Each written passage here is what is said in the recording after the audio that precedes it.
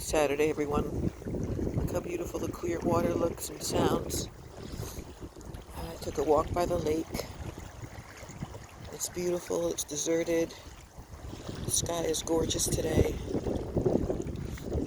I'm trying to absorb the moments of nature's pleasure and peace and not just spend the whole day worrying.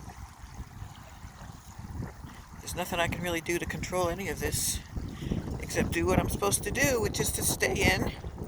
Obviously right now I'm outside, but I'm all by myself by the lake, which I feel so fortunate to live on. It's really, really pretty. There's one duck out there. I don't know if you can see him or not. No, there's two. Male and a female. Let's see if I can zoom in.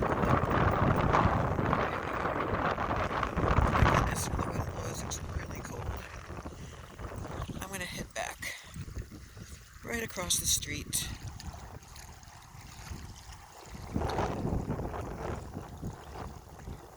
Have a lovely Saturday, everyone. Peace out.